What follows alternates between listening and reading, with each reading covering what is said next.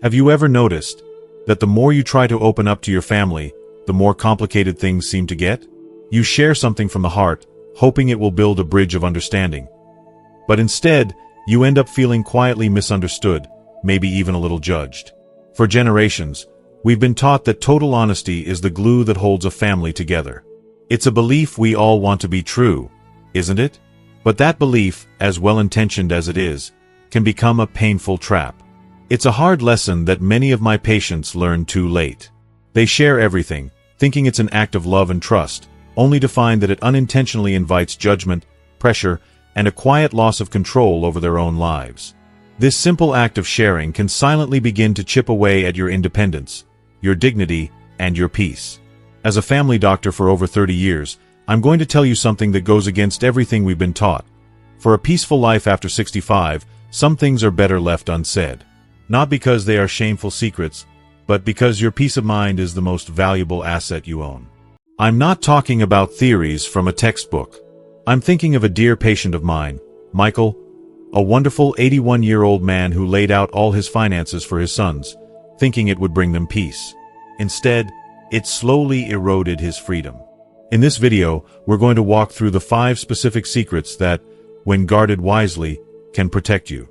This isn't about building walls. It's about drawing healthy boundaries so you can live your golden years with the respect you deserve. And please, be sure to stay with me until the very end. The 5th secret is the one I see cause the most silent, lasting heartache in families. Understanding it can protect not just your money, but the very heart of your relationships. Everything I'm sharing today comes from decades of sitting with my patients, listening to their real-life stories. These are lessons learned from people just like you. Before we dive in, I truly want to know how many of us have felt this.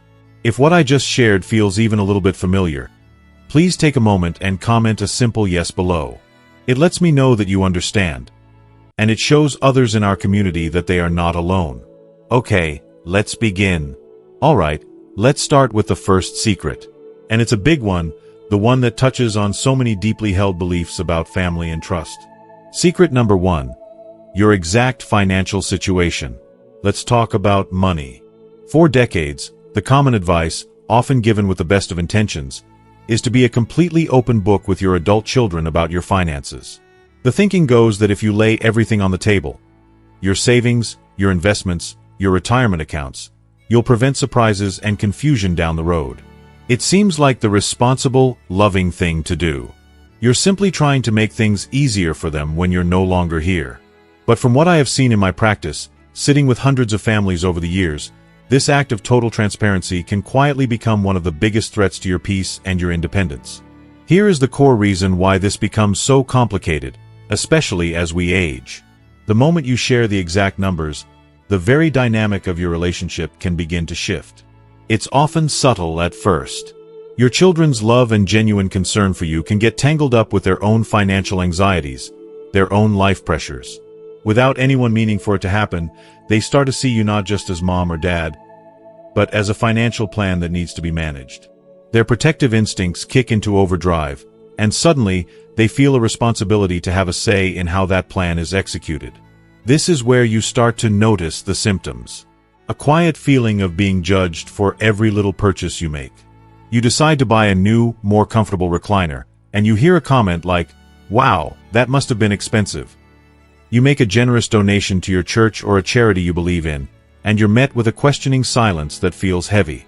You plan a small vacation, and you're asked, "Dad, at your age, is that really a wise way to be spending your money?" Suddenly, your own financial decisions, made with the money you worked your entire life to earn, feel like they are up for a committee vote. Your freedom, your very autonomy, starts to feel like it's shrinking day by day. This is exactly what happened to my patient, Michael. Michael is a wonderful 81-year-old retired engineer, a man with a sharp mind who had meticulously planned for his retirement. Thinking he was doing the right thing, he sat his 2 sons down and walked them through everything. He even had spreadsheets. He was proud of how he had managed his resources and wanted to give his sons peace of mind.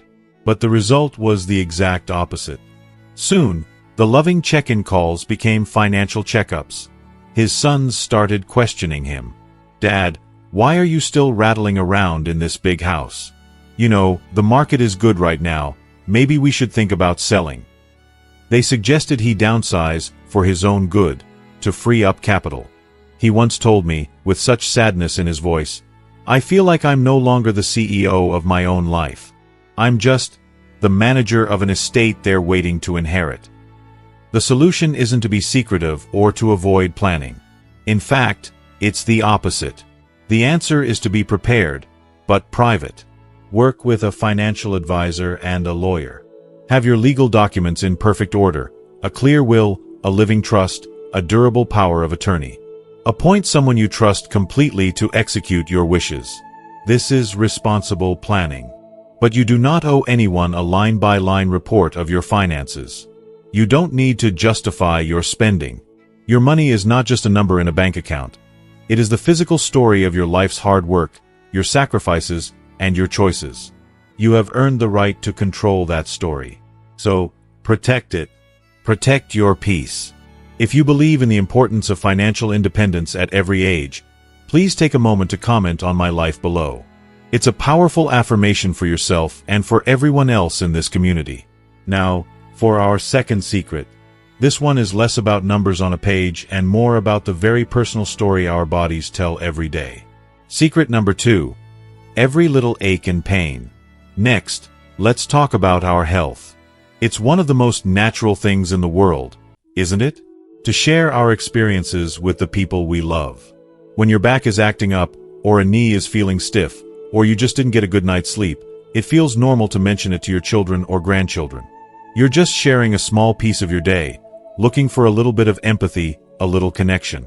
And often, their response comes from a deep well of love. But this is another area where that love, however pure, can inadvertently start to chip away at your independence. The fundamental problem here lies in perception. When you mention a small, passing complaint, you see it for what it is, a temporary discomfort, a normal part of aging. But when your loving children hear it, their protective instincts can kick in with surprising force. To you, a comment like, "I felt a little dizzy this morning," is just a statement of fact. To them, it can sound like a blaring warning bell, a signal of a larger, more frightening decline. And this is where the crucial shift happens in their minds. Without even realizing it, they begin to see you as fragile. Once that perception takes hold, the symptoms in your life start to change. You begin to feel handled, managed. You'll be reaching for a bag of groceries, and a hand will jump in front of yours with, "Mom, are you sure you should be lifting that? Let me get it." You'll mention you're driving to see a friend that evening, and you'll hear, "Dad, maybe you shouldn't drive at night anymore. Your eyes aren't what they used to be." Slowly but surely, your world can start to feel smaller. And it's not because you are actually less capable, but because you are being treated as if you are. Their fear for you can become a cage, even if it's a cage built with love. I saw this happen so clearly with a patient of mine, Carol. Carol is a fiercely independent 76-year-old widow. She has a beautiful garden she tends to herself, volunteers at the library, and walks her little dog every single morning. She is the picture of vitality. One day, after a long weekend of planting new rose bushes, she was having coffee with her daughter and mentioned offhandedly that her shoulders were a bit sore. That was it. Just a simple, honest comment. Her daughter's reaction was immediate. She panicked. She booked Carol a physical therapy appointment without asking, started calling twice a day to check in, and even researched home care aids. Carol told me later, "I felt like I was being suffocated by kindness. One minute I was a capable woman enjoying my garden, and the next, I was being treated like a fragile piece of glass. All because of one comment about sore shoulders." The solution, of course, is not to suffer in silence or hide a serious medical issue.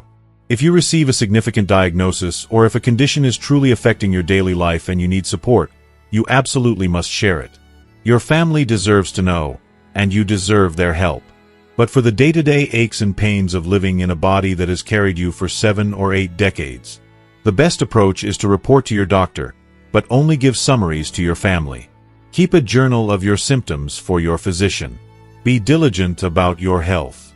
But with your family, you can simply say, "I had my checkup, and the doctor says everything is looking good." This protects your independence, It protects them from unnecessary worry. It allows them to continue seeing you for who you are, a whole, strong, capable person. This is about living with strength and being seen for that strength. If you agree, please type dignity in the comments. Alright, this next one is tricky. It involves the heart of the family, and that's where things can get the most complicated. Secret number 3. Your opinion on family conflicts.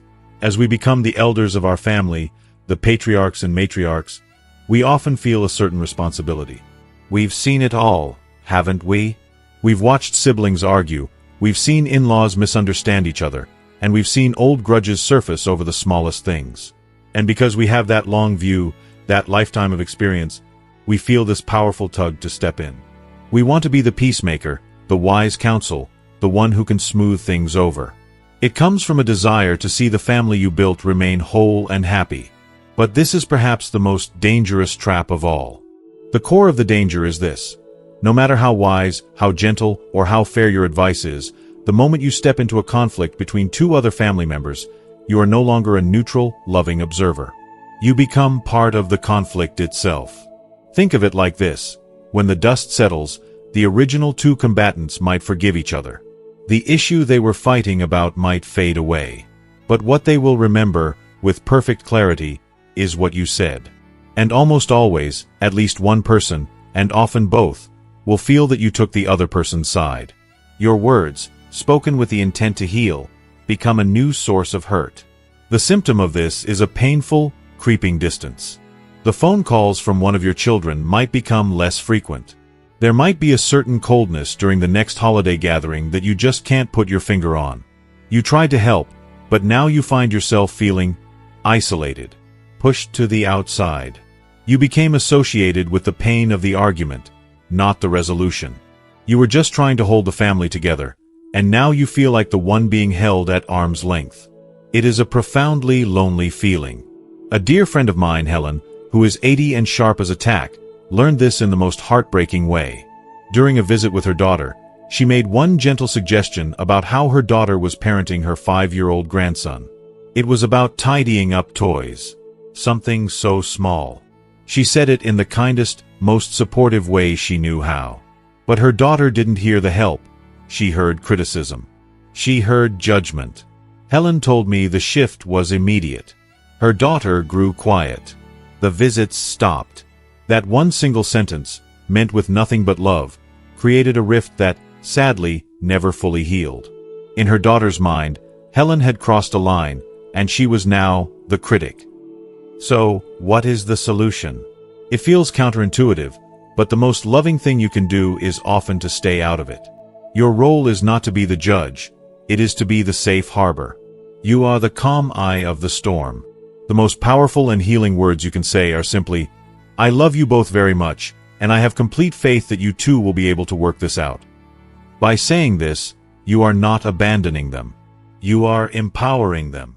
You are showing them your unwavering love and your belief in their ability to solve their own problems, just as you once did. Be a presence of calm, not a participant in every battle. Your peace and the long-term health of your family depend on it. If you believe your most important role now is to be a source of calm, please take a moment and comment peace. Let's move on to our fourth secret. This one is quieter, more internal, but it holds a surprising power to affect the people we love. Secret number 4. Your deepest regrets. As we get older, it's only natural to look back over the long road we've traveled. And with that reflection comes an awareness of the other paths we could have taken. The what ifs. The I wish I hads. These are our regrets. They are a normal, human part of having lived a full and complex life. And sometimes, in a quiet moment with a child or grandchild, we feel the urge to share them. We might say something like, I always wish I had taken that job in California. Or, I sometimes regret not learning to play the piano. We're not trying to complain. We are trying to share a piece of our inner world, our humanity. But here is the deeply complex reason why this can be hurtful. While you are simply reflecting on your own life, your loved ones often hear your words through a completely different filter. The filter of their own life and their role in yours. Your personal reflection can accidentally become their personal burden of guilt. When you say, "I wish I had traveled more before I had kids," you are just expressing a wistful thought. But your child might hear, "My existence is the reason my mother never got to see Paris. Was our family a burden to her?" They can feel responsible for your unfulfilled dreams. The most common symptom of this is that it puts an invisible weight on their shoulders. It can create a subtle sadness in their relationship with you. They might start to see your life not as one of contentment and love, but as one of silent sacrifice. It can also unintentionally frame you as someone who is stuck in the past, someone whose best days are behind them. This might cause them to treat you more delicately, as if you are in a state of perpetual sorrow, even when that's not how you feel at all. They start to feel a sense of pity for you, and pity is a terrible foundation for a relationship between a parent and a child. It erodes respect and true connection. I remember a conversation with Barbara, a lovely 79-year-old retired teacher who had raised 4 wonderful children. She was walking with her youngest daughter one afternoon and sighed, sharing a long-held regret about not pursuing a different, more adventurous career when she was young. Her daughter didn't say much at the time, but later confessed to a friend that the comment had deeply wounded her. It made her feel that all of her mother's sacrifices, all the years she poured into raising her family, hadn't ultimately brought her happiness. It made her question if her mother's life with them was enough.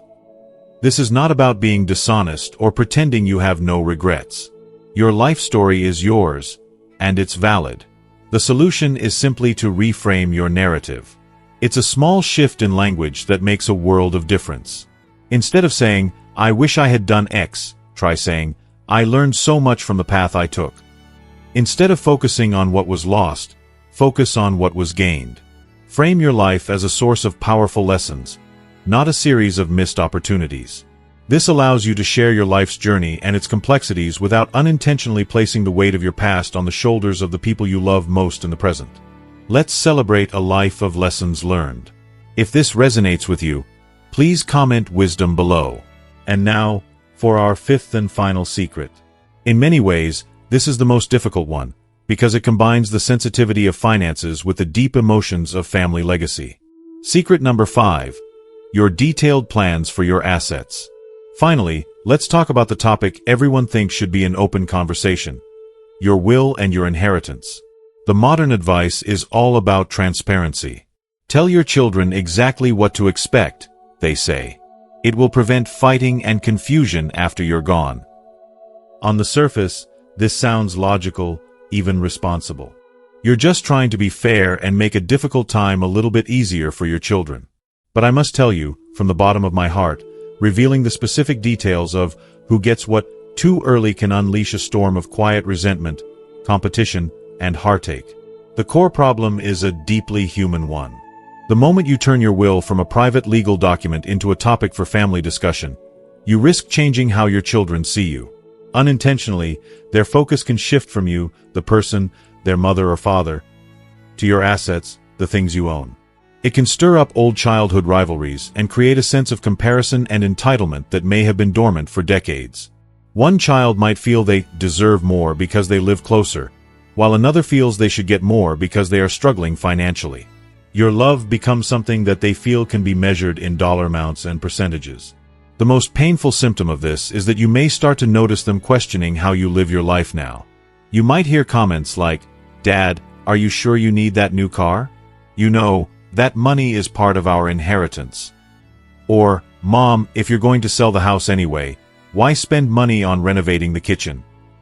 You are suddenly put in the agonizing position of having to justify spending your own money during your own lifetime. It's as if you are no longer the owner of your life's assets, but merely the temporary custodian of their future inheritance. It can make you feel like your life is over before it has truly ended. This was the devastating experience of my patient, Susan. Susan is 83, a retired nurse who has always been incredibly fair and thoughtful.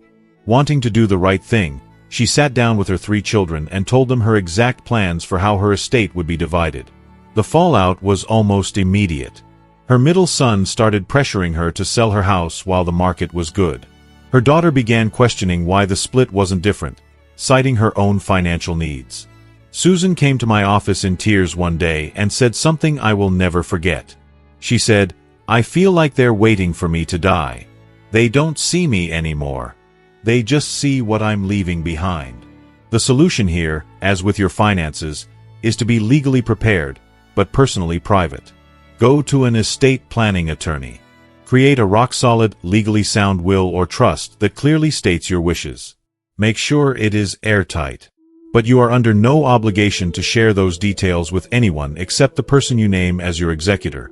Your true legacy is not the money in your bank account or the value of your home. Your true legacy is the love you've given, the values you've instilled, and the memories you've created.